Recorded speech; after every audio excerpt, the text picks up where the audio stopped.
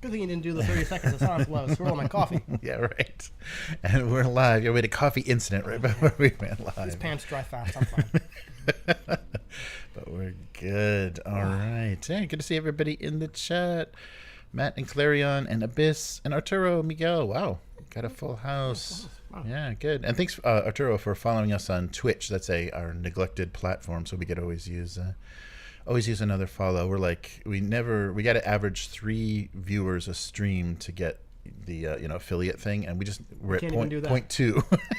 I'm sorry, point 2. So that's a lot of zeros. Not 2 whole people. No. Like 2/10 of a person. Yeah, that's a lot of zeros watching. Yeah, a lot of zero people watching. All right, anyway.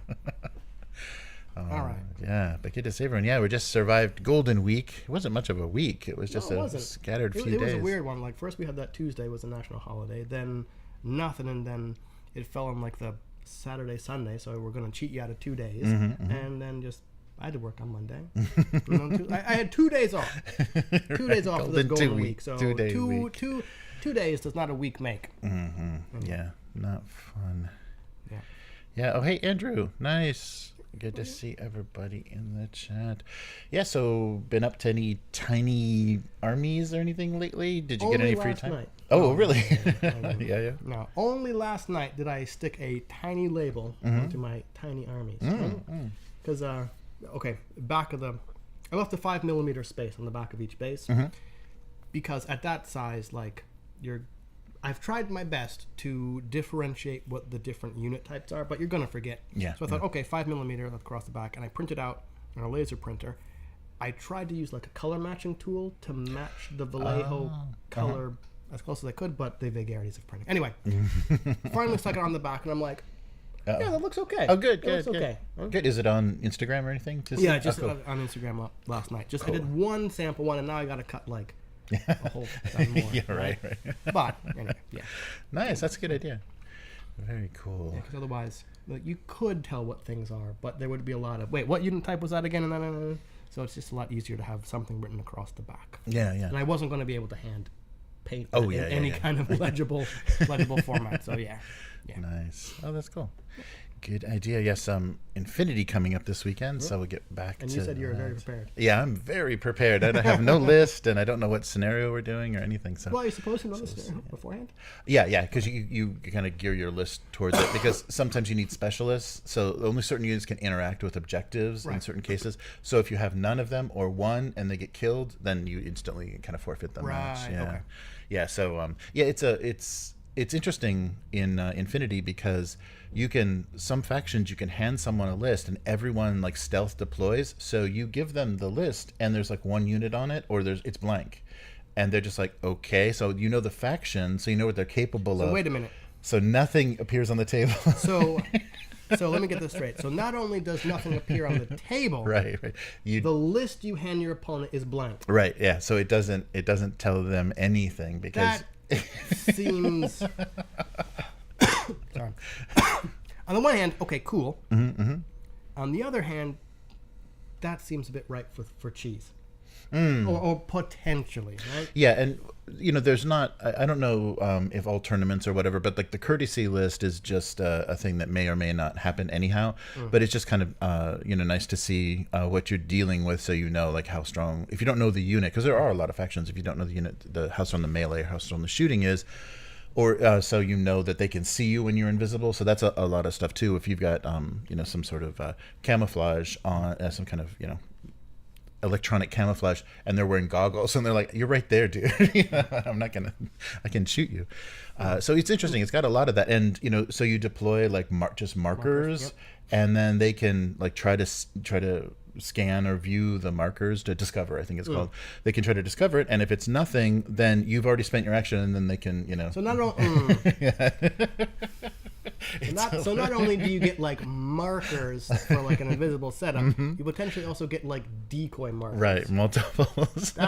And you can move them. You can be moving markers, and people are like, okay, that thing's getting into position, but that could be nothing, and so you'll waste an action, in your turn, not shoot at something, not see anything, and it's just creeping into position slowly.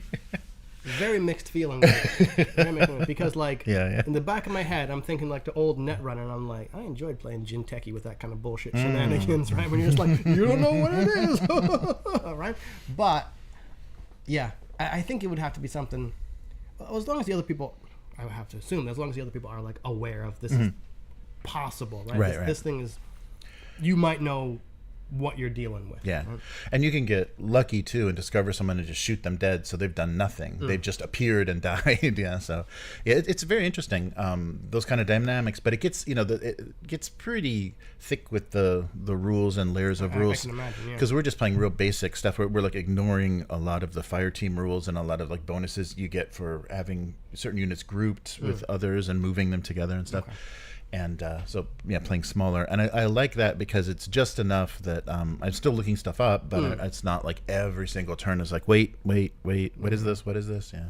Yeah, that's, yeah, when things slow down, it was like, are we having fun? Yeah. But as soon as, like, the players that are playing the 200 and 300 points, and they've got all that in their heads, it's really interesting. Like, there's a lot of interesting dynamics, not only position, but some, kind of shell game stuff, like with the camouflage, and then also, attacking without killing something, just immobilizing it, is just as effective as taking it off the board in some cases. Yeah, so it's interesting. Interesting.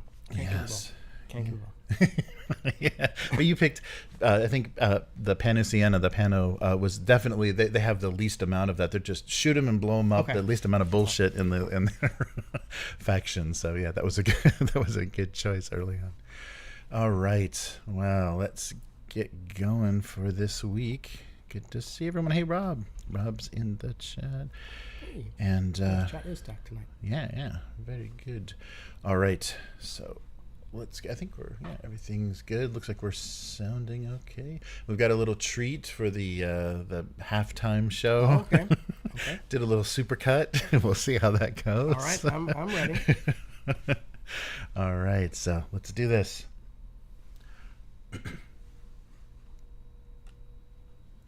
Welcome to the Weekly. I'm Jeremy. I'm Chris. And this week on the Weekly, more Tales of the Trade War with Pirate Borg. Oh, okay. Citizen Sleeper Spindlejack, something that you might like. Gamefound's RPG Party.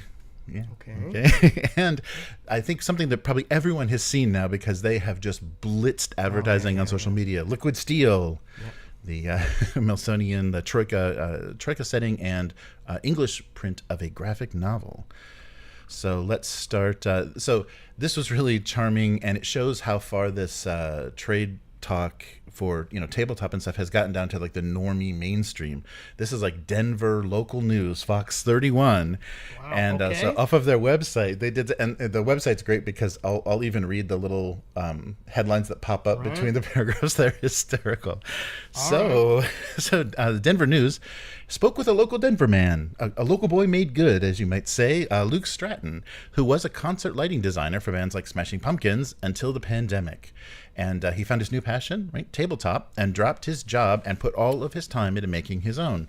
So a quote from Stratton, you pretend to be somewhere and be somebody that you aren't in real life. So he's going to talk very layman, simple, like normie to this reporter.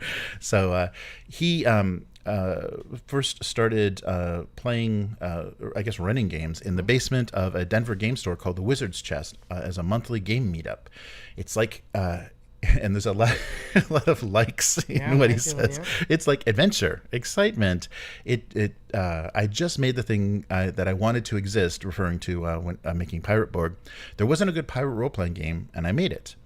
So Pirate Borg, of course, is the Mork Borg kind of... the one where they just kind of ran out of punny Borg. Right, yes, right. And Stratton would describe it as Pirates of the Caribbean meets Army of Darkness. So they had a very successful Kickstarter, and they even found a publisher. I think, was it Modifius or Free League? Somebody, one of those guys is distributing them. And so they're ready to begin their larger rollout, but then Tariff. So it hasn't actually been, like, they're in the fulfillment stages. I was kind of under the impression that Pirate Borg had been fulfilled and was done. Yeah, no, the Pirate Borg is out. Okay. And I think it's hit retail, but they're like ready to, as Scale I think that, I think we talked about they're working on another setting, like, or another adventure, like there's more stuff, there's more content. Borg? Privateer board. No, just like a skull blood island kind of thing. And they want to produce things, dice and accessories and stuff, but that cost is now substantially increased. So all of our gaming components, specifically dice and coins, they pretty much have to be manufactured in China. On the worst day when I was looking at it, I was looking at a $125,000 bill, and that is over the initial estimate of about $50,000. There's not an option to just cancel the order and print it here, says Stratton. So those things are already that we've already approved production prototypes. There's no recourse for us. It just goes directly to hurting me and my 2 employees. And Denver's best Mexican restaurant to try on Cinco de Mayo, according to Yelp. I can't tell you the last time I've actually watched local. Right. No, I watch local news almost nightly, but it's Japanese local news. But I can't. Right. Anyway, okay, yeah. Oh, and another headline: 3 Denver metro grocery stores ranked among the worst in the nation. That's a good headline. Anyhow, so we love playing it. We love making it, Stratton says, and we're going to keep doing it. It's just definitely dark shores at the moment. I think it's a Pirates of the Caribbean reference. So he still hosts the meetup every month at Wizard's Chest, and we'll continue. They'll just kind of wait and see. Everybody doesn't know if this is happening, how it's happening, until they get that bill, until the container arrives in the port and they're like, here you go, you want your stuff? Or here you don't go. It's here, pay us. Right. Yes. So just a little bit of an update. There hasn't been any updates or news posted about the lawsuit or anything, but this was just interesting that it's gotten down to this level of local Denver news is talking to the creator of Pirate Borg. So interesting. And this is tangentially related. It's related to the current American administration, but not directly to tariffs. But Rowan, Rook, and Decard, the team will not come to Gen Con this year. So they have told the UK publisher has said they will not be traveling to Gen Con. Crossing the border into the US simply isn't safe for us at the moment, and it doesn't appear to be getting safer.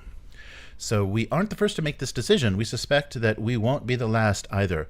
The political climate is only getting worse. While the odds of most of us encountering resistance at the border control are low, we don't want to risk running the biggest convention of the year without members of the staff that we need because they've been detained, deported, or otherwise penalized for their beliefs or who they are.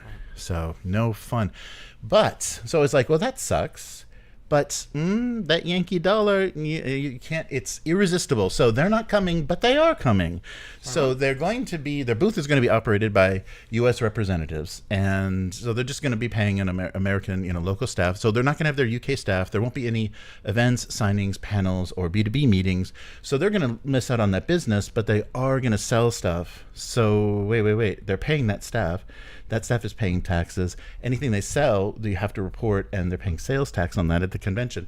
They're still funding ICE. They're still funding, the military-industrial complex. You're not getting away from anything. You're just, it's kind of reminded me of one of the comics creators, one of the big comic book artists said about leaving Twitter, I can't abandon my customer base. They're here. And politically, I don't agree. I would prefer not to be on this, but I'm not going to hurt my business doing that.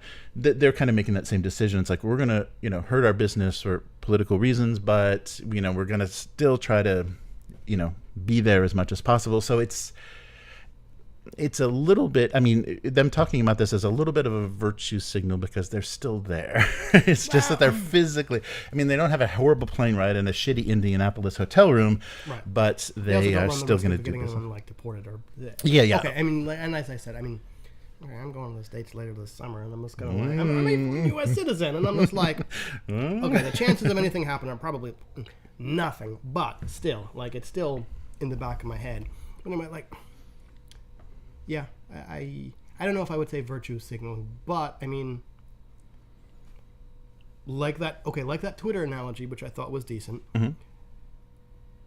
As a business, you have to make a decision. And I'm not going to tell you what decision to make. The only thing I can really say is whatever decision you make, you got to be okay with.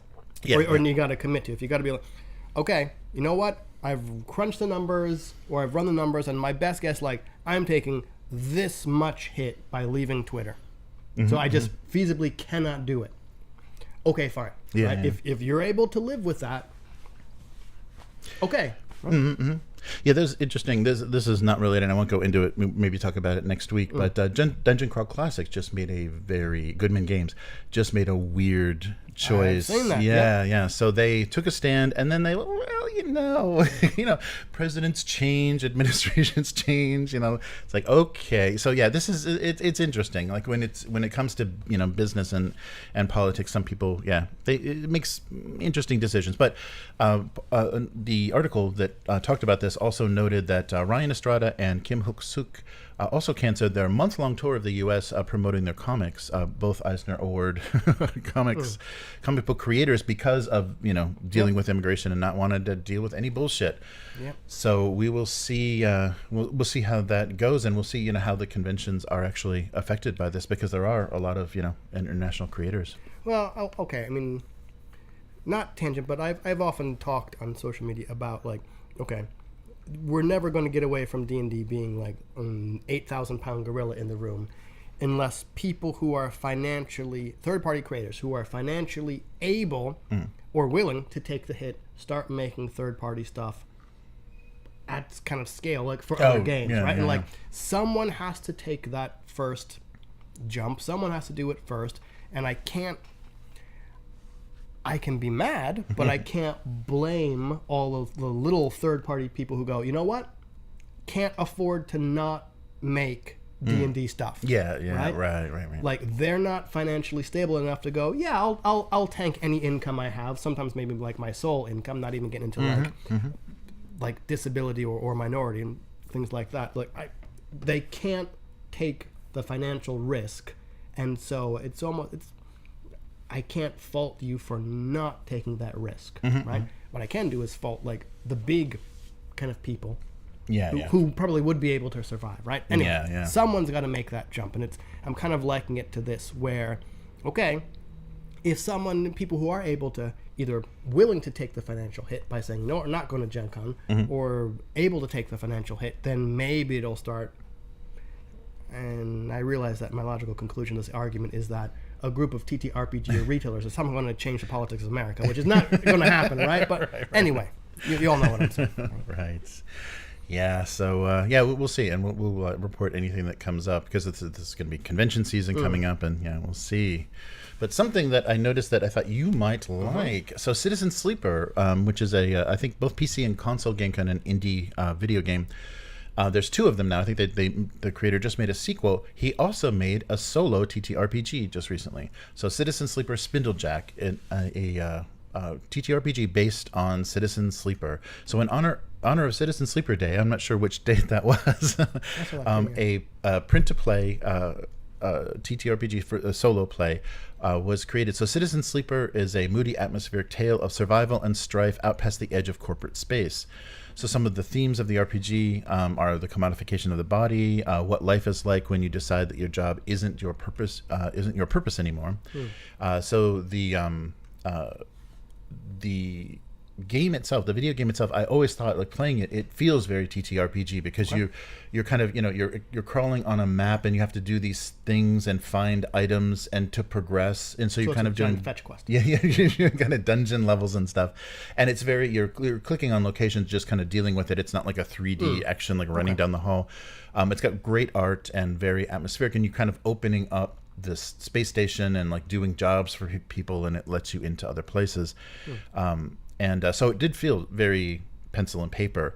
So free on itch.io, the creator, Gareth Damian Martin, has created Spindlejack. And so all you need is a handful of D6s, and you can survive aboard a ramshackled space station. So this game itself, Spindlejack, takes inspiration from more of Citizen Sleeper 2 with the character Cadet specifically. So you'll be playing an airbike courier, and you'll be doing a slew of things, mostly illicit deliveries and things for people to get to kind of build yourself up and kind of figure out who the hell you are. And on the far spindle in the starward belt, Spindlejacks are notorious, slicing across the station with custom airbikes, their courier messages, packages, and anything else too sensitive to be fed into the system's crumbling and haunted networks. That you're sharing a cavernous transit tunnel with hulking cargo haulers. They're also widely assumed that they have some sort of death wish, so like bicycle couriers in New York. But as one of their number, it's the rush, the competition, and the community that keeps you riding. Interesting. So yeah, I had seen this. I hadn't realized it was actually put out by the person who created the video. Yeah.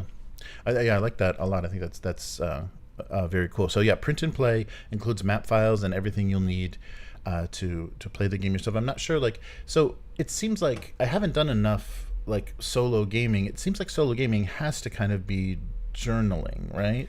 Or I mean, I guess a character sheet can be enough of a record of what you're doing, leveling and picking up things and stuff.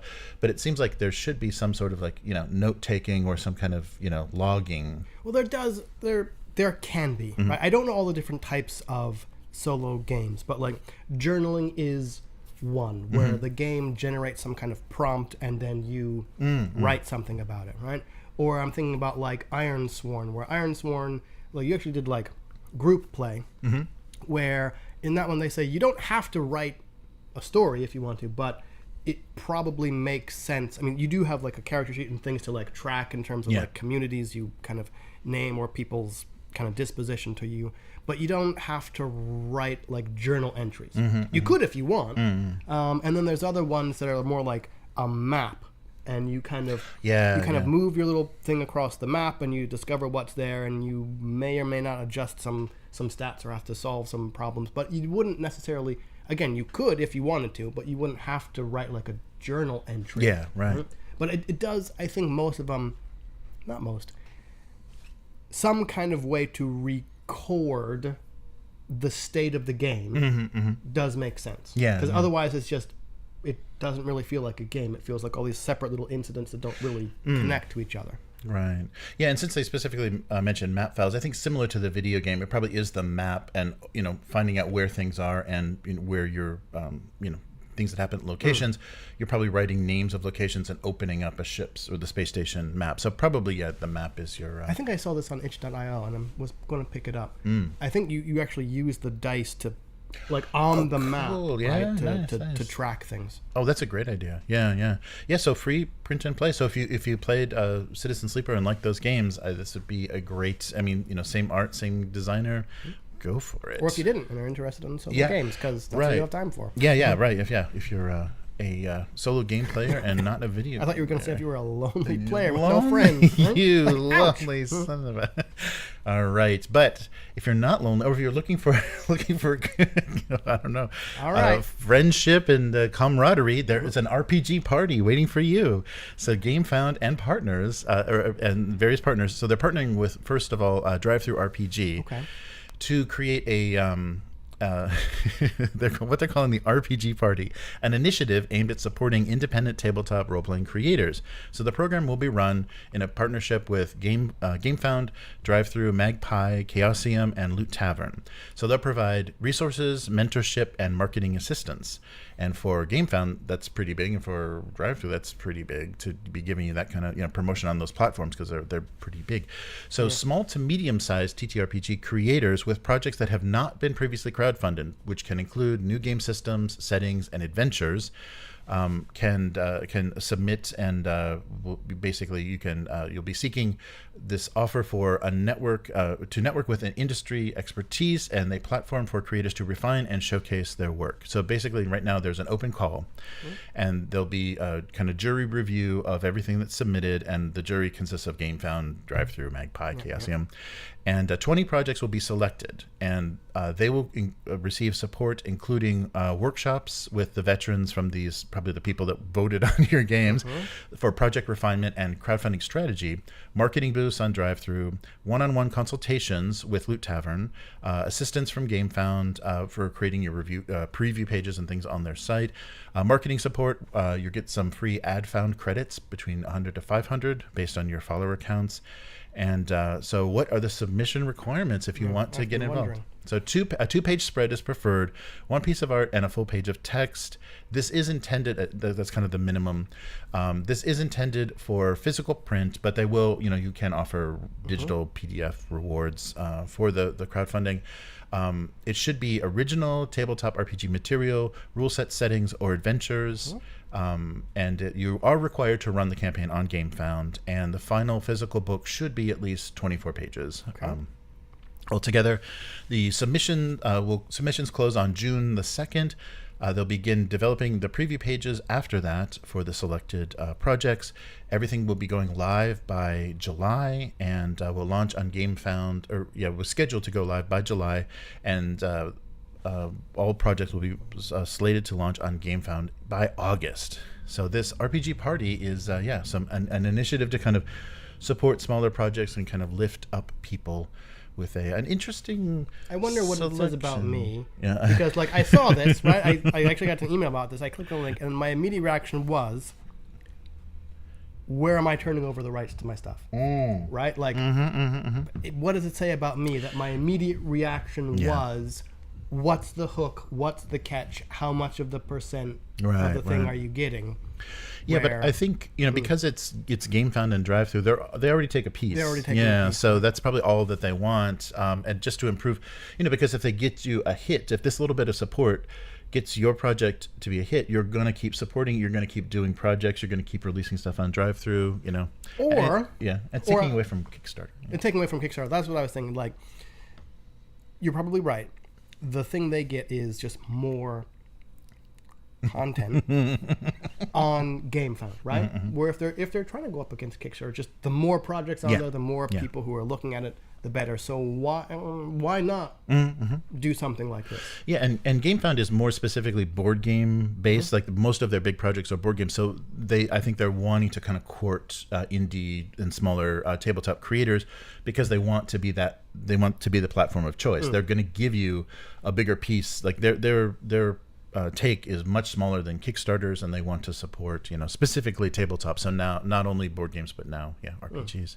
So and there's I'm sure all their terms and everything are available on their submission page. I'll put a link to that so you can see see what's going on there. But 20 projects, if you've got something you've been kicking around, 20 projects, that's quite a bit that they're going to take a look at.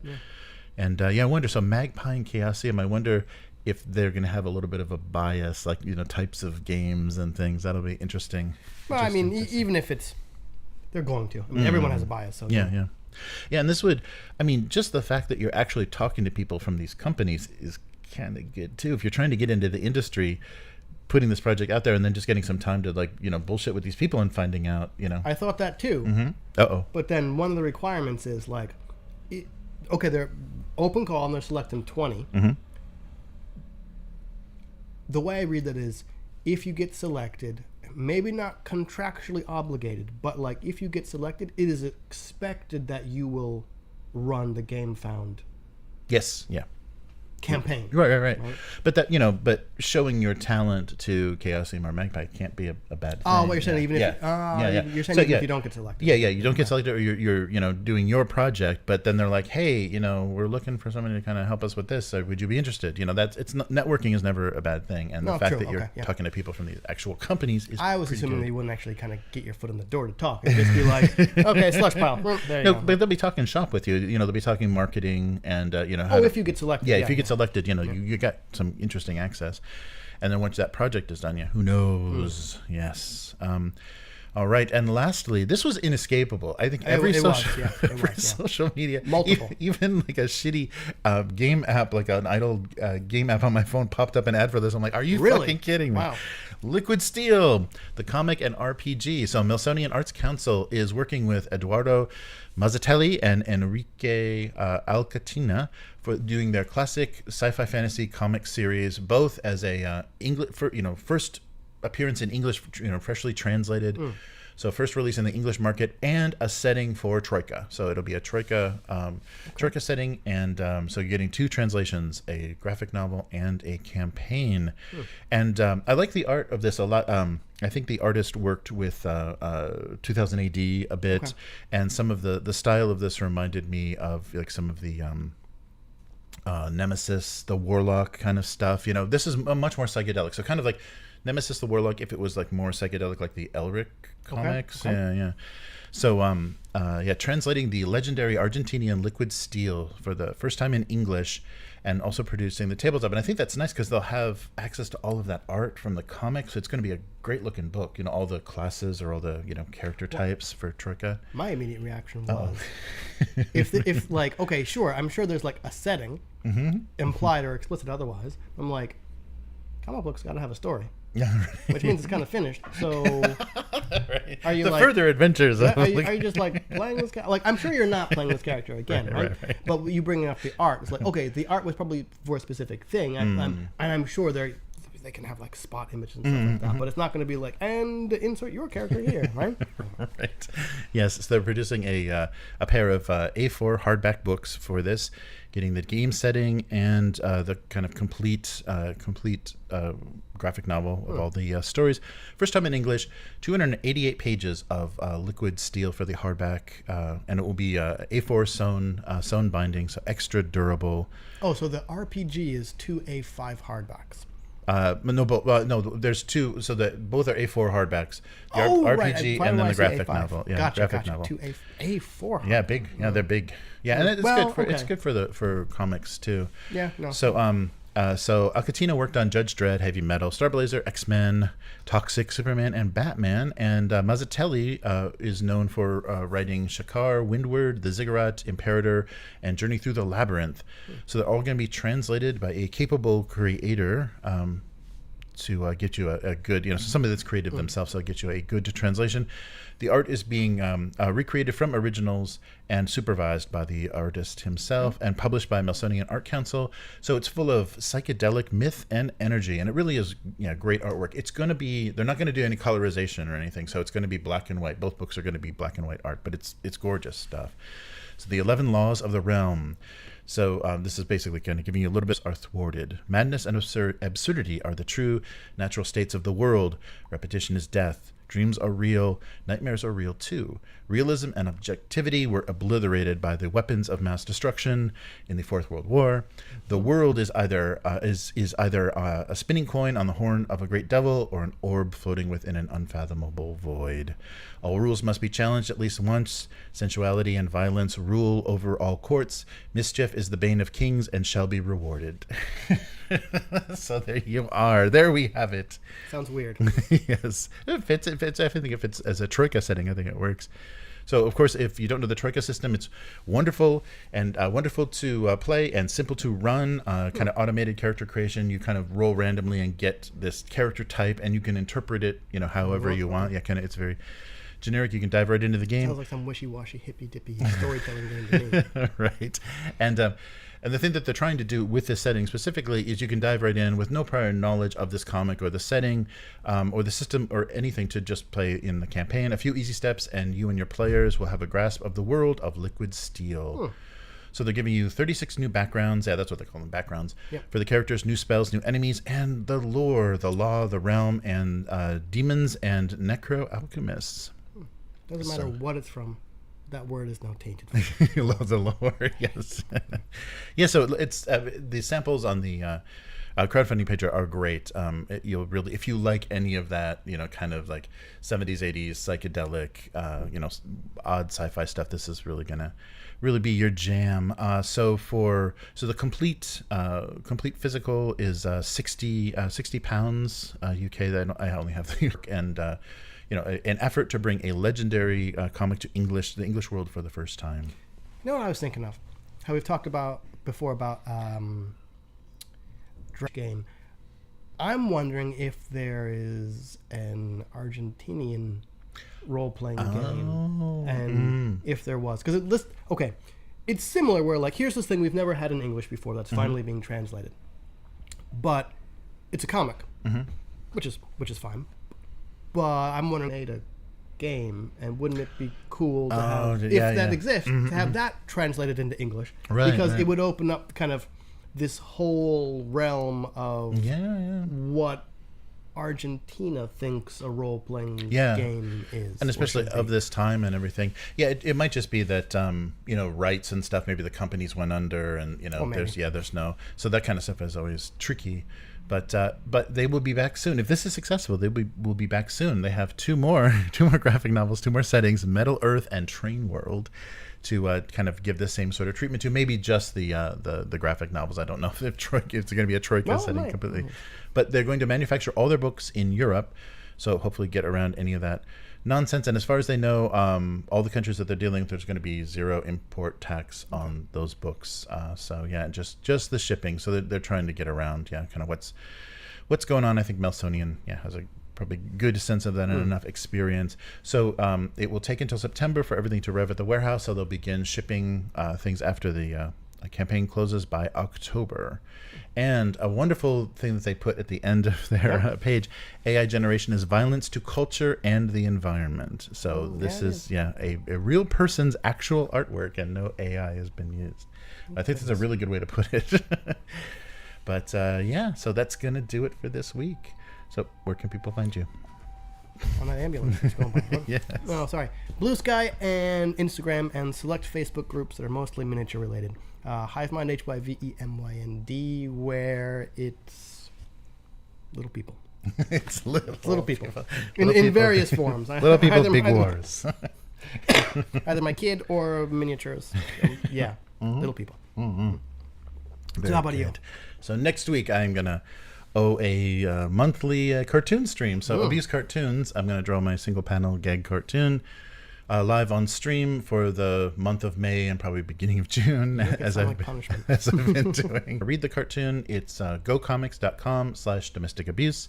But if you like what we're doing here with the weekly, consider becoming a weekling. The strongest of all supporters. You can do that at patreon.com/upturntable. So one of the tiers is supporting the weekly, and also there's many different tiers to kind of tell us what you're interested in on the channel and what you want to see us do more of. The Actual highest plays, tier is just stop. just here you go. I'll pay you off to shut up and go away. And yes, so we're Upturn Table on all social media, and we do live streams on YouTube and Twitch of the actual plays. We are not doing Fallout, I don't think. So we may try either the Space 1999 Quick Start or move ahead. We did character creation for Household last week. Cool. Which we didn't have Fallout again. But we'll get back to Fallout, hopefully before season 2 is finished of the streaming series on Amazon. But we've got a player with computer problems. We got a player with social commitments. It's called being an adult. Yes. Sometimes it really sucks. Yeah. So as the group grows online, the scheduling problems grow. So so we'll be doing that. So you'll see something on stream tomorrow. Maybe we'll see. Hopefully Space 1999. Maybe just me. I'll just wave at you guys for 3 hours. And so thanks for joining us. We'll be back again next week. Later, mortals. Goodbye. It's a man in a giant robot suit and a pig. Oh, yes, you are. I'm deeply enthused. What are you doing on board this ship? That's a day late and $1 short. Well, we are in quite a predicament here. My ship stuck on this asteroid. Your ship is stuck on this asteroid. How are we to get out of here before the Marayama come and take us? The Congress on the ship. Or the Marayama. How would I waste my time on traveling? I don't know you. I have much bigger and grander designs as an Archon of the Empress Queen. Can provide the intelligence. That leaves the pig for the bravery. The grabby arms. Small predicaments. All I need to do is to get out of this asteroid, and then I have the resources of the Crown Dominion at my disposal. How about you? Ever met a Mariana? That would be the way they would like to. They feed off your greatest fears. They feast on your pain. They are not someone to be taken lightly. I have spent many years, many lifetimes studying them. They even tricked me and my crew here on this asteroid.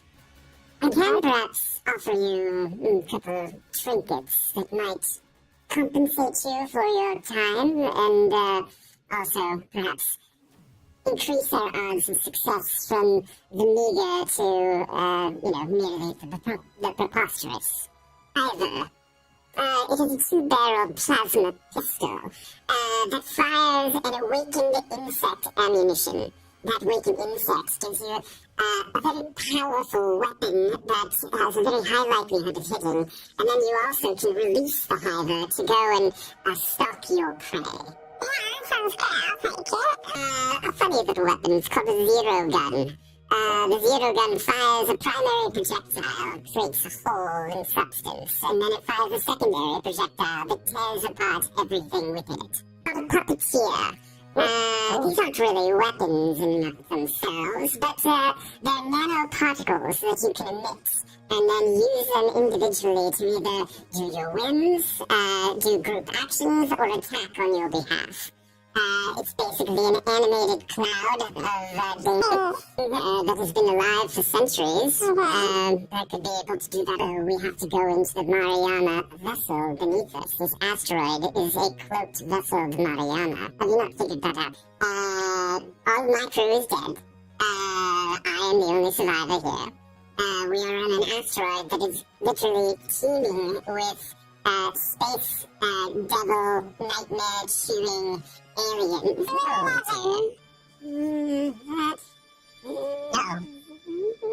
I got an 18. I have a natural 20. Ooh. Well, someone's a show up. I got to show up.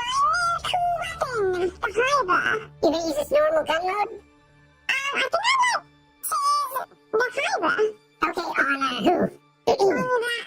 48 plus 5. So I need a bunch of these little diamond things. So that's 2, that's 9, 9 plus 7 is 16 plus 5, 21 points of damage. And Zolotol's not done yet because I have 2 attacks per turn. I have 3d12 plus 5. I always get a little confused on what the 12. There it is. There's 1, so 2, 3, yuck. 10 plus 5, 15 points of energy damage. Ooh. No, this person, it's okay, there's just an overhead camera judging your ability. 6, that's 6. Yeah, okay. Oh, shit, that's 400 guns. I think only a cat person would call it a dog. Even Archons need some cardio. So cool. Bad dog. Alright, so now we're really a person. I would describe it more as a guideline than a policy, so there's some flexibility with it. We need to focus on getting off this asteroid. Clearly, I have shown you good faith. Yeah, you have weapons of some degree of mass destruction at your disposal. I can help to make this ship operational, and together we can leave this hellscape. You're right there, what you doing? It's going great, we're just chilling over here. Alright, sorry for that. But yeah, I put together a little supercut of the full 9 minutes that the CEO of Hasbro appeared in the actual play. I think he might be around next week as well. I couldn't resist, so that was absolutely ridiculous. And some of the other players are in a little bit of costume, like some appliances stuck on their face or like little pig ears or something, but that was ridiculous. And I feel sorry for the executive assistant or whoever had to put all of that together. But yeah, greetings fellow players. I am one of you, and I want to figure out how to monetize you as well as I can. I'll just move this over for now. So sorry about that. We'll be back to the music next week. But yeah, good to see everybody in the chat. He does look like the Supreme Evil from Time Bandits. And I did the voice. I didn't know if they were going to strike the video or whatever, so I pitch shifted his voice and just cut. It was only him and cropped it and then did the video effects. So we weren't playing enough of their actual their content. But oof, that's pretty brutal, and it just went on and on and on. Yes, crazy. But yeah, let me see if I can get get in the right chat here. I think all the chats are stuck together here. Great. There we go. Yeah, so good to see everybody. Yeah, is this right? Okay, yeah, cool. think we're up to date, but yeah, that was a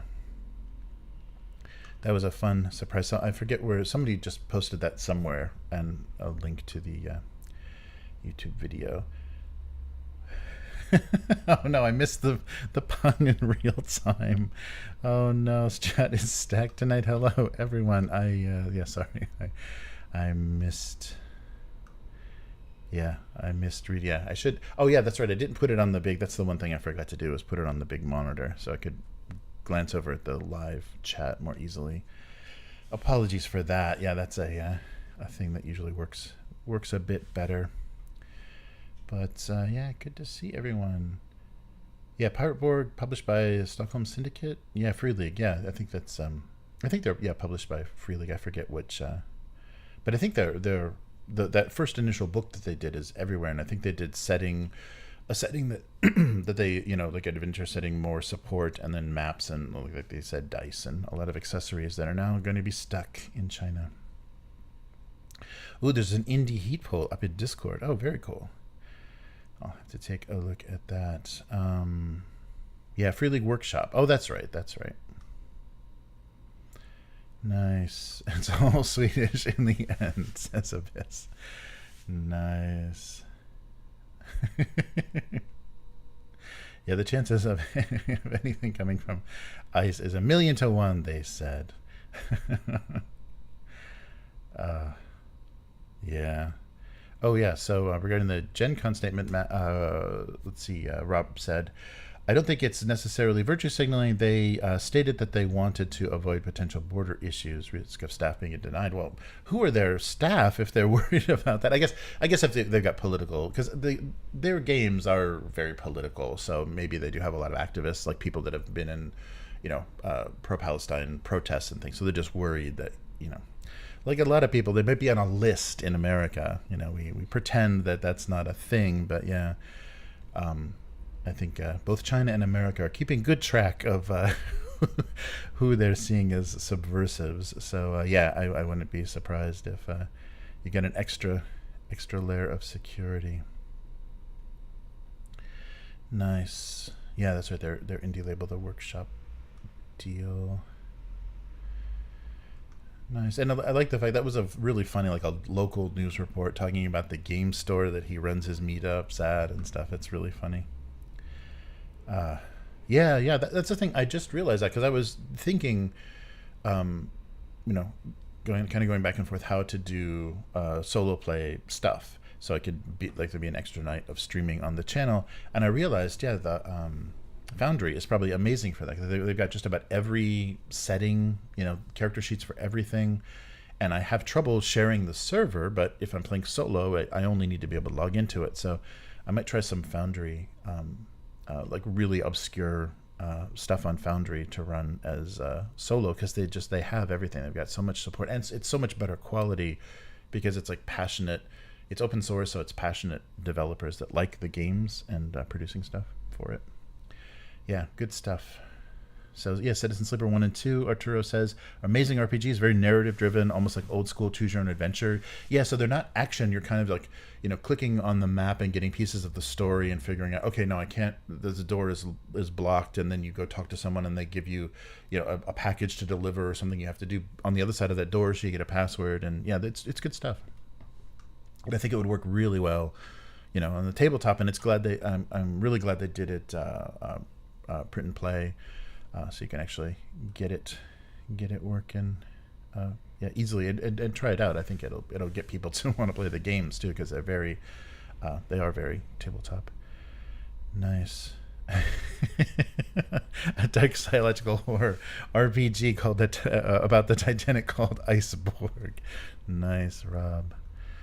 Or Pope Borg. Oh yeah, that's right. Oh, we got a Chicago Pope now, for the first North American Pope.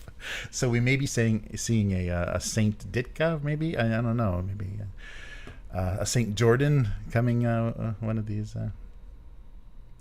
years. That was pretty funny.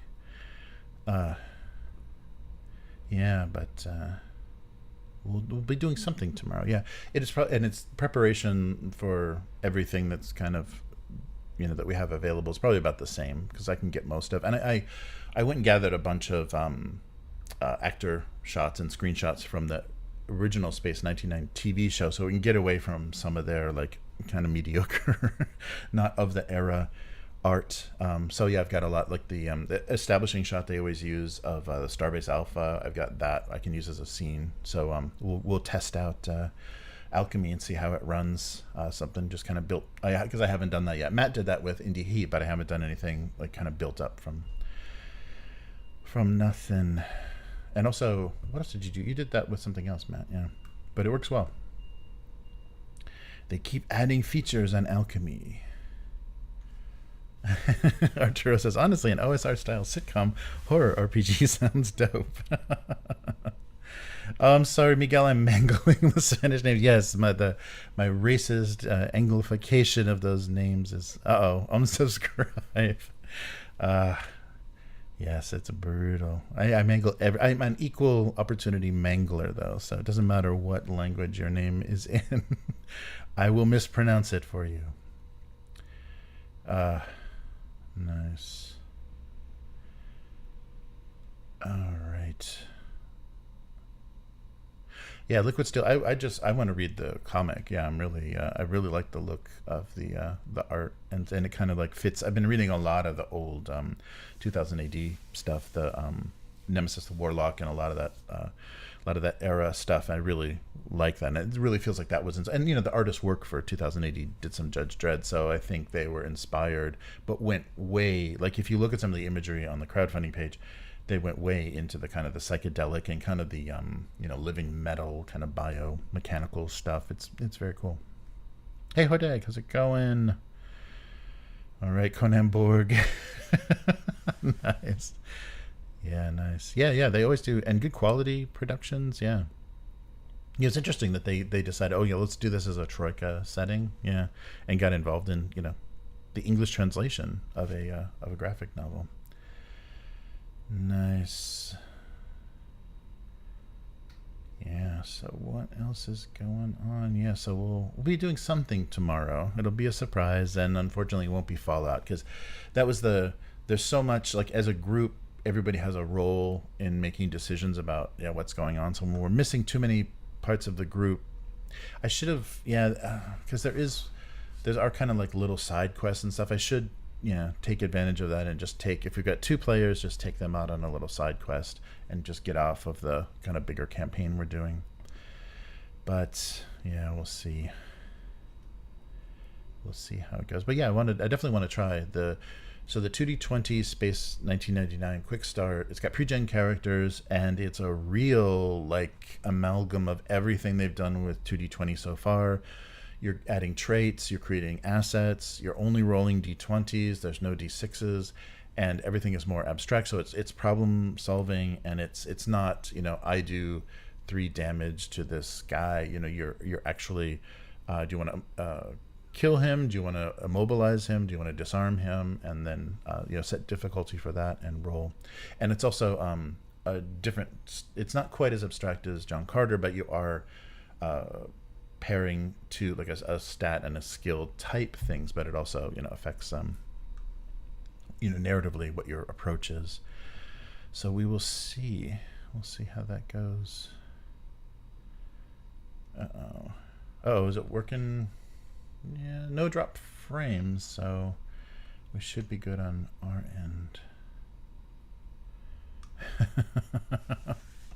Live content from the future. Nice. Can you be a Fortniter? Nice. Oh, I think Chris missed that. Brainhammer 2 official request. Sorry, yes, I just went to that without any warning. I was gonna do a little preamble, but Chris was getting up to leave, so I was like, I'll just see how you guys. And it looks like something that the Chris Cox cosplay looks like something from the Sci-Fi Channel Mystery Science Theater when they went all stupid with the costumes and the little skits between segments. That was the little host segments that turned into the little performances, and that's what it looked like. Very low low end weird. And I just can't believe like what the atmosphere must have been for that, because that's a guy that could really fuck up your day if he didn't like role playing with you.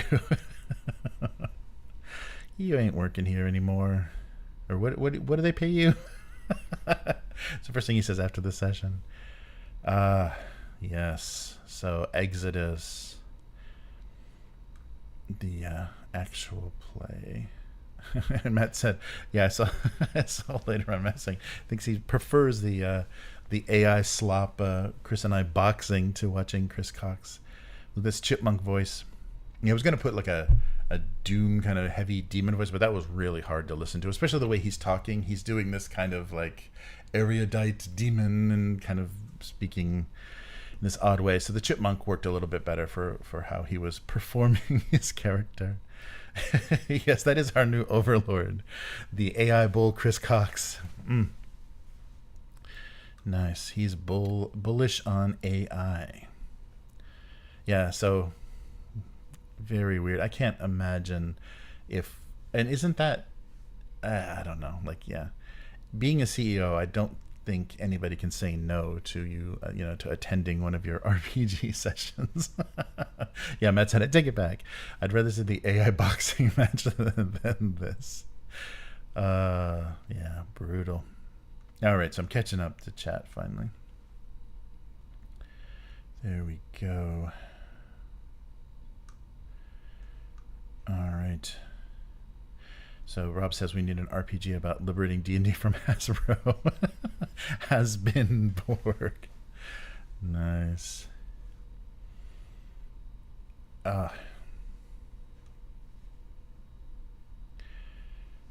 Nice.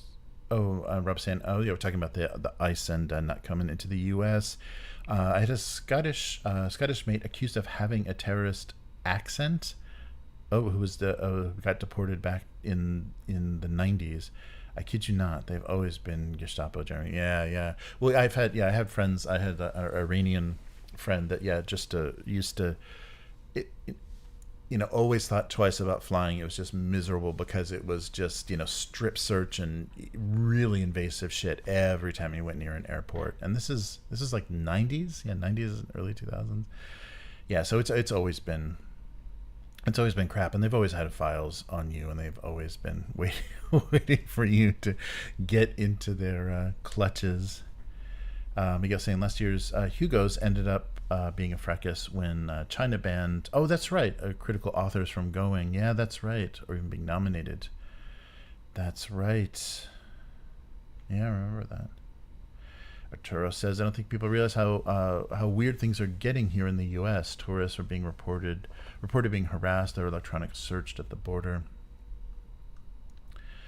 Very bizarre. Yeah, the only thing that I've heard, like being on this side of it, I've heard that a lot of single women travelers are getting turned away, especially from Hawaii. So there's some kind of crackdown on, traveling for, work, and they've been really shitty. If you don't have, really good documentation of a, I'm forgetting the word, like a schedule and like, addresses and everything where you're going to be staying, they can just turn you away. And so that's been frustrating for Japanese tourists, because if you're traveling at all, it's insanely expensive for Japanese right now. So to get there, and be denied entry is ridiculous, throwing away all that money that you didn't want to spend in the first place.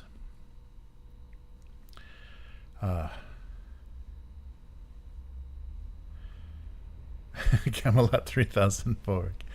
Yeah, Nemesis. Yeah, good stuff.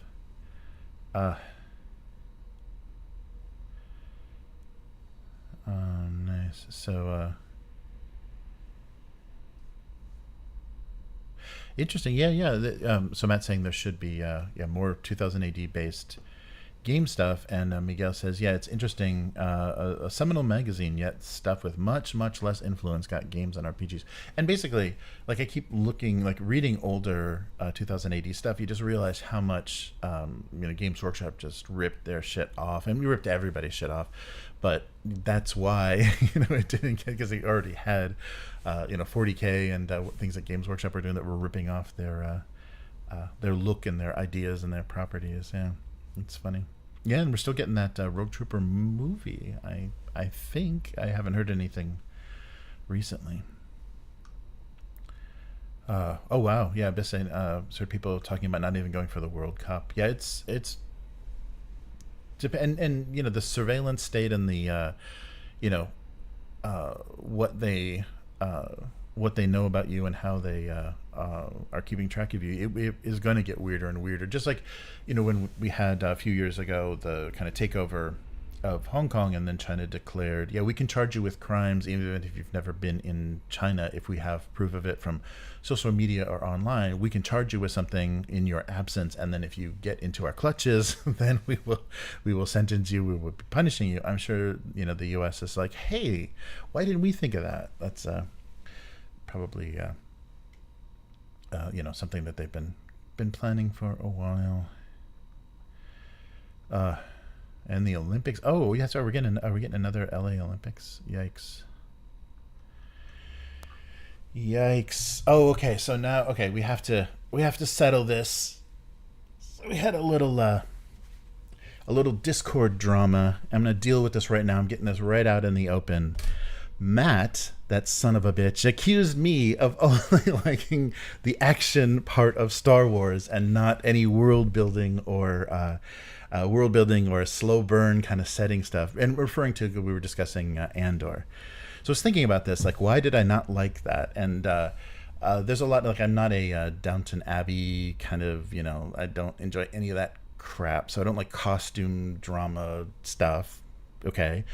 But I think the problem that I had, especially with those first 3 episodes, that whole wedding thing, is there's something about the Star Wars setting that they don't do decadence well.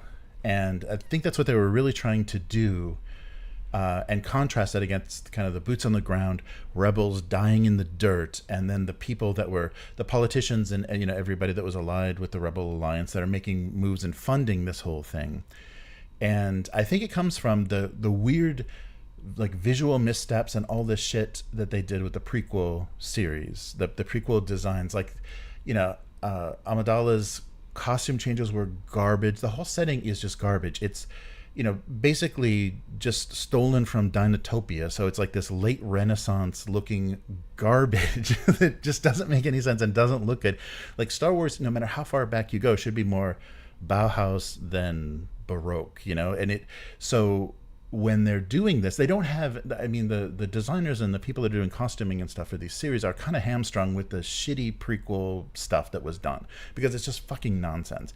So you have white people cosplaying these, like, kimono tuxedos and everything. It's just like this weird white people in Asian LARPing shit, and then when they do their little fake wedding ceremony stuff, it's just nonsense, and they should minimalize that.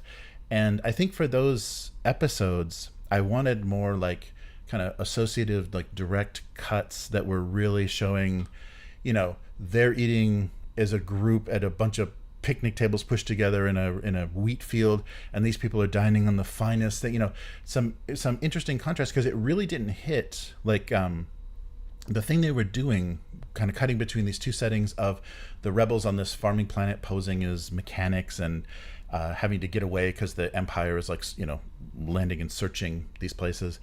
And then, so it really didn't hit until the end of that 3rd episode, where you've got this, like, broken, haunted Cassian Andor, like, flying the ship they just lost, the I don't know, husband or best, good friend, to the Imperials, and he's got this haunted, horrible look. They're fleeing and realizing, like, the what they're paying and how fucking disorganized and scattered the rebels actually are, how not effective they are, and they're playing the music from the wedding, that that horrible EDM disco ball droid dance music, and that is, like, life day ceremony level crap. I mean, that's like Dexter Jetster level shit. That stupid disco ball flying in and starting to play music.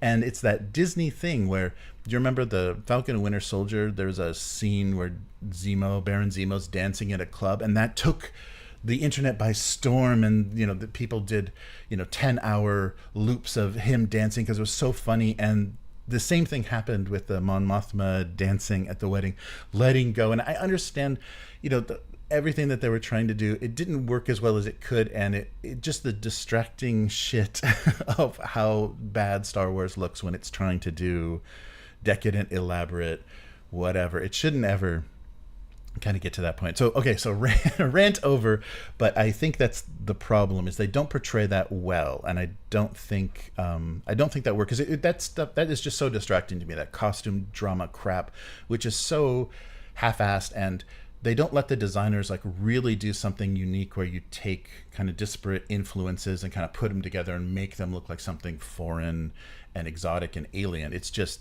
Asia, so anyhow. That's enough of that. But I saw Matt said something about that in the Discord. I'm like, this is why we don't like Discords.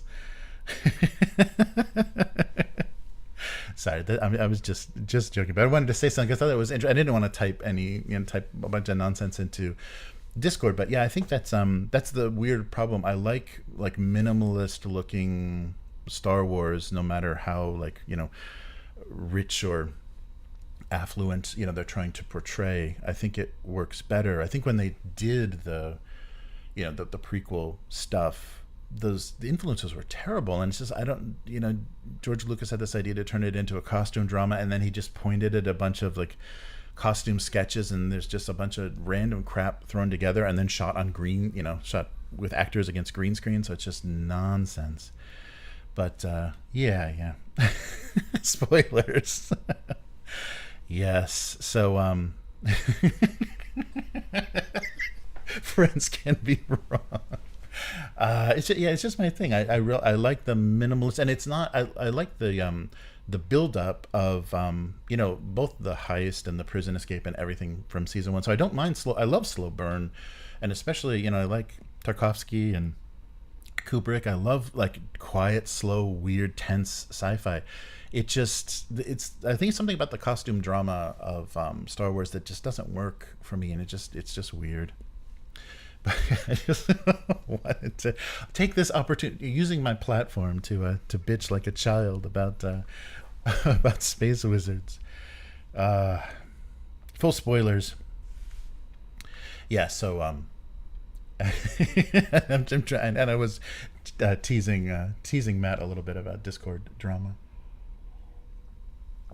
But the next 3 episodes, I'm spoiling the shit out of Andor. Sorry for everybody that hasn't watched it. The next 3, and Arturo warned me about the space French.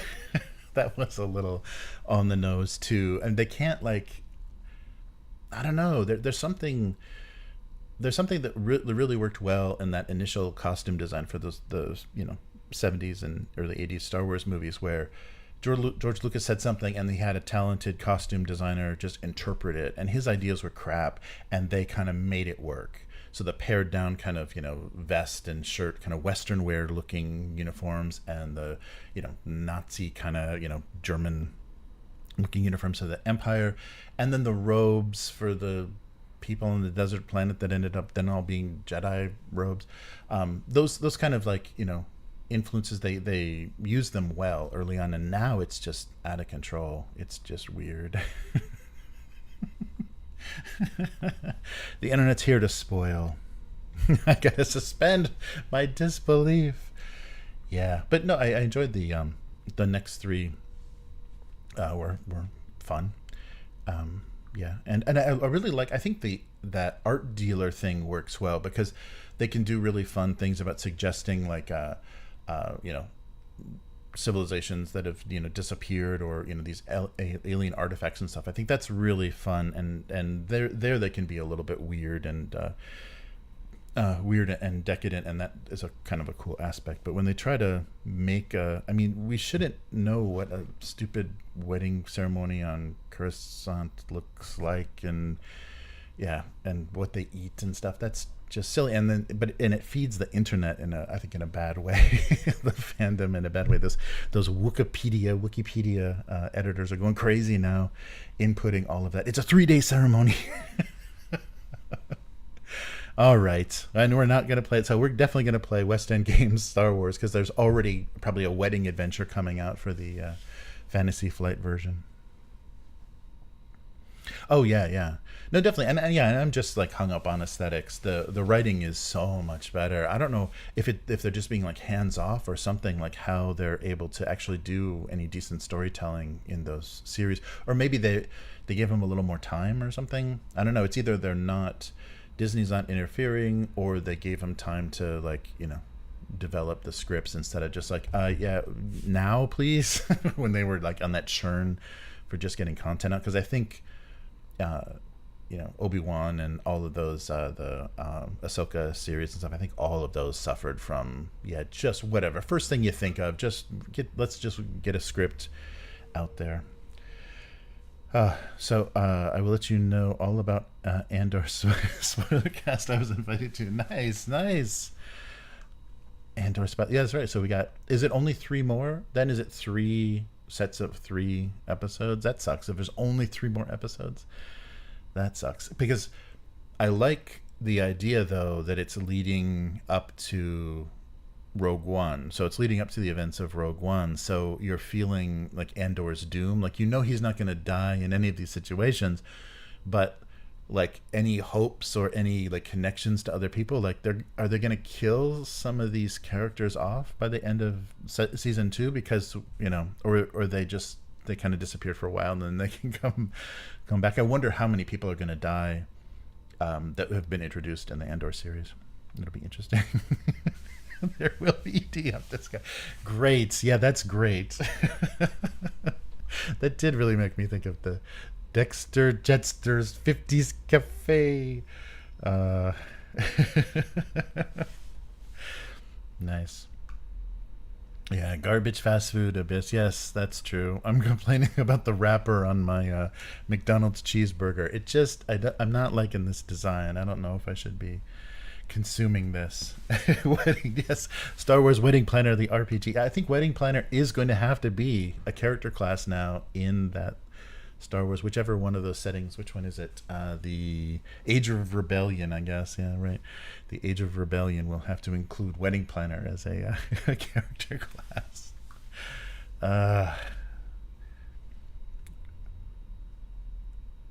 Yeah, right. Yeah, each of those shows. Yeah, that's probably what it is. It's just they've got so many people just churning on stuff, and everybody making stupid little changes. Yeah, because there really isn't.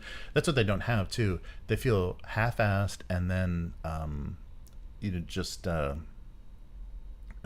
nothing's very cohesive about any of the writing, the style of the writing, or the look of a lot of those shows. They just get cranked out, and the budgets are so crazy. Indie wedding? No. Now now we're gonna have to have a full Indianapolis style wedding session or solo episode. Yeah, a solo episode for me. Wait a minute.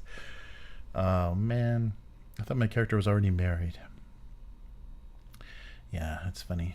Oh, good. 4 sets of 3, Clarion. Thank you, Clarion. That's good. Yeah, that was scary. And they can really, now in this next 3 and then the last 3, they can really do some cool stuff, kind of, because we already saw the Imperial dude, the stroke mouthy dude from Rogue One. I can't think of his character's name or the actor's name. But they've already like had appearances. Oh, but I guess it's younger. It's younger Bail Organa, but it's not Jimmy Smits. Is Jimmy Smits too old now? But they recast Bail Organa. Yeah, because he showed up right at in one of those episodes. So yeah, but yeah, fun stuff. I mean, I think there's good inspiration for RPG stuff in there. the way they pace, some of the the intrigue and the planning and stuff of a lot of the big operations, the big heists and stuff. Great, great class for mothership. Yes. If it wasn't for all these horrible, unknowable things, this wedding would go off without a hitch.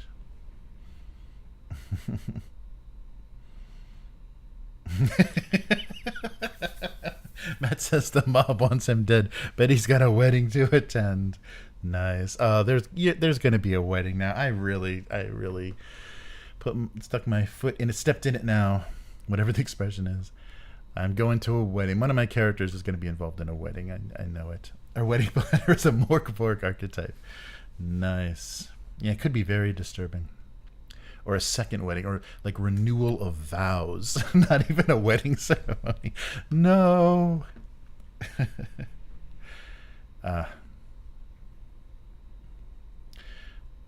So leading up to Andor shooting the cool. There's going to be nice. Oh, wow.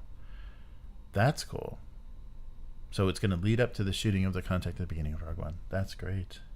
And it'd be fun because they can play, because that was just our first impression of him in that movie, so they can build up. And we've already seen him, be a lot more. I'm getting this done, no matter who I have to get through.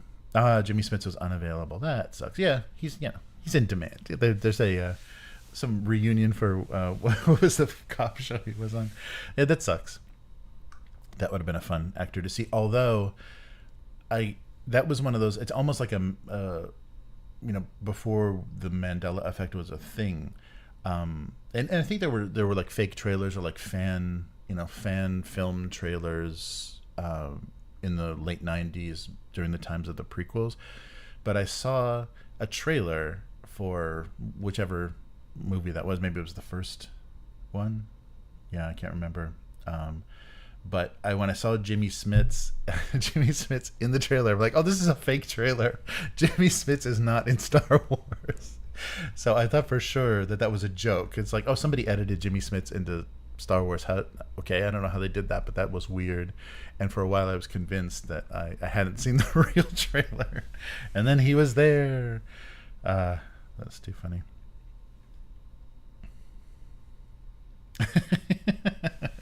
I'd retype my observation on the aesthetics, but I'm too lazy. Scroll. Okay, I'll go back up and read it, Matt. Yeah. I don't know. That's something that really I thought was weird. They don't have, and I think it's just because Lucas was pointing at drawings, and they have.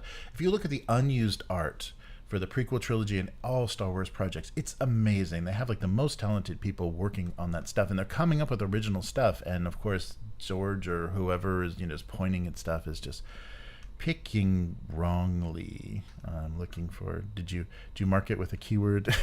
Aesthetics opinion, Matt. Yeah, it's very funny. It's something that just. Yeah, I didn't like, and it just felt wrong, like from that first, from first seeing, and then the weird accents and stuff in. Why can't I think of the name of the episode 1 of Star Wars, Phantom Menace? Just the costuming and when Amidala appeared in that weird turbo geisha thing on the screen in the beginning of that. I'm just like, okay, what are we looking at? What's happening?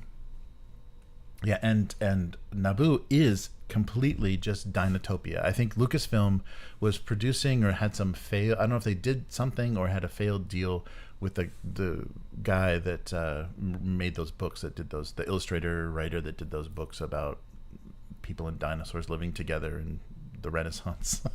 And Lucasfilm just used that building design exactly for Naboo. If you look at that stuff, the setting for Dinotopia, and you look at Naboo, it's the same crap.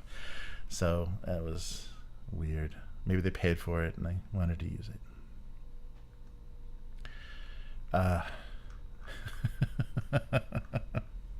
I will go back and look later, man. Maybe while we're warming up tomorrow. Oh yeah, so Princess Leia. Exactly. Arturo called it. That means Princess Leia is Puerto Rican. Obviously, yes. Yeah, it's something they didn't make clear with the casting in Obi-Wan. That's so funny. I don't make the rules. I just point things out. That's true. Yeah, I bet she's a much better cook than, you would imagine. That's funny. All right.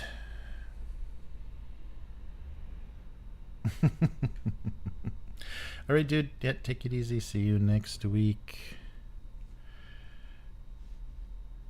Oh yeah, that Trade Federation of that weird Asian thing they were doing.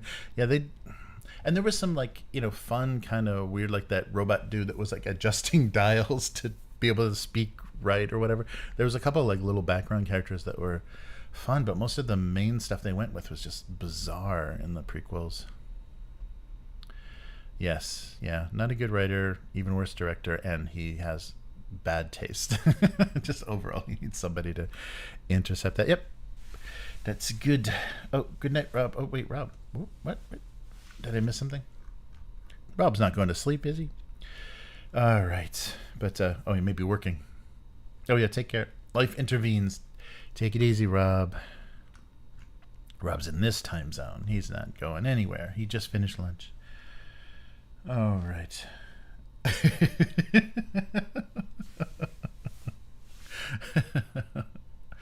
Yeah, the Techno Union. That's right. The Techno Union. Yeah, there's electronic music just buried in the Star Wars setting, isn't there? Anything before the Battle of Yavin is all EDM. And yeah, that's the other thing too. That weird stuff they've been doing. The fake Star Wars music, they had the rock track in Ahsoka when the purple-haired girl is on her speeder. That's stupid. I don't know, whatever that was. And then the dance music at the wedding, just fake weird Star Wars genre music. Very funny.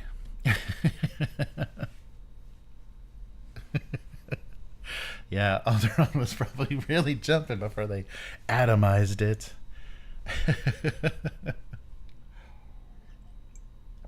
That's too funny.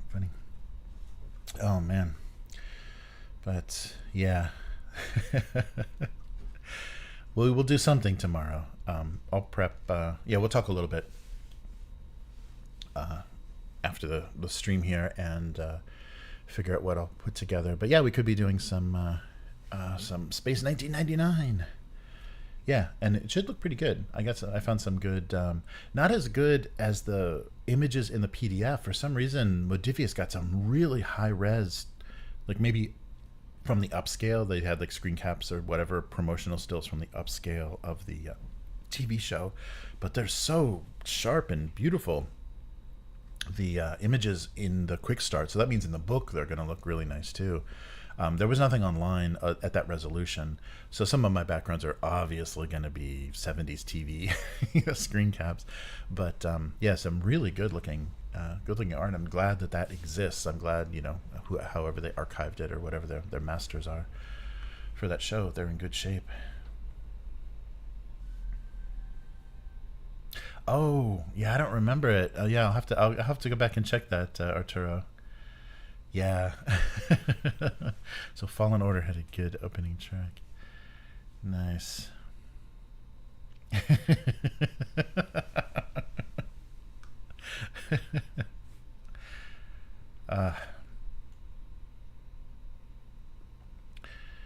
Very good. All right. So we'll get some of that done tomorrow, and we may surprise you because we've still got if I can't get something ready, if we're having some technical problems or whatever, we've also got Outgunned Adventure to unbox, so we can take a look at that as well with the three of us, because we played the quick start, so yeah, we've got experience with that as well, so that'll be nice to see. And I haven't even gotten notification of where mine is, although I think Two Little Mice said the last batch is going out this week, and so then 10 days after that, if you don't have anything, then then get in touch. So yeah, I might be in the last batch. I think in a lot of shipping cases, especially if it's centered in Europe, Japan is the last to be sent out. Yeah, it was really, Modiphius does have some good production. Except their physical products. Yeah, that's true. They have some crappy hardbacks, from Modiphius. And some of their supporting materials. Matt saying everyone lost their shit when the Andor teaser had a pop track soundtrack. Oh yeah, that's right. They were definitely doing and cutting it to the track and everything, just getting attention. Nice, that's right. And Matt, how's the editing going? Oh, nice. Matt finished the edits. Oh, very cool. So we've got a big box of AD&D to look at. That's cool. Very nice. Yeah, and and I just unboxed Astro Inferno. So that's insane.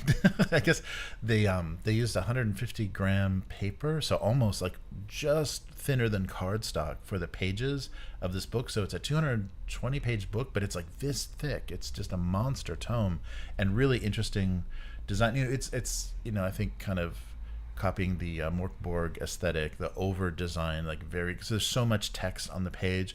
And a lot of it's decorative, like a lot of it's not, the rules or the setting. It's just, kind of flavor text and stuff. So I'll have that up too. Yeah, they did a crazy job with that. So if you like satanic, techno, soul, like Dark Souls in cyber hell on a spaceship, then this might be the game for you. But it's crazy cool, and they're doing a setting. I guess what was going to be one of their original starting adventures. They said, well, I think we want to make this bigger, so they didn't include it, and they're making a bigger, like 3-act campaign out of it, and that's crowdfunding right now. Nice. Yeah, ADHD&D would be a hilarious theme.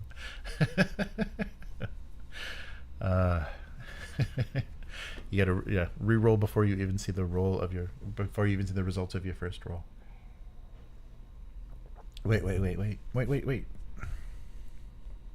Matt did a dumb cold open thing I may want to wedge a graphic onto. Uh-oh. I'm gonna give you the Chris Cox treatment. I'll give you that angry chipmunk voice. Would that make it work? Cool. Yeah, I'll take a look at it. Dumb cold open. Not dumb. You were just carrying a heavy box. Is it like a box, like some physical comedy of you carrying a heavy box of RPGs? Nice. Well, that's cool. Yeah, I can't wait to see. That'll be really fun. And maybe we should do, because you said it's like 2 hours, Matt. And maybe we should do a premiere for that, so we can kind of sit in chat and talk about stuff as you pull it up. That might be fun. So yeah, we'll try to coordinate and do it like around this time one of the days, so people are available and just hanging in the chat. Oh yeah, and one day, Warzone Eternal will show up. I'll get my tiny book. I think I got the book and the fiction, and Miguel may have something in this order. I don't know. Maybe not. But yes. Good. Yeah, so let's do this again next week. So tune in tomorrow for whatever we get up to. Hopefully some Space 1999. And we'll find out what happens to that crazy moon the Earth lost track of. It's like, where'd the moon go? Oh, the tides are so fucked now. And we'll do this again. Matt does complain a lot. I'll just put a disclaimer up. The opinions of Matt do not necessarily represent the devoted fandom that we have here for all things 5e, or no AD&D. That's right. All things TSR.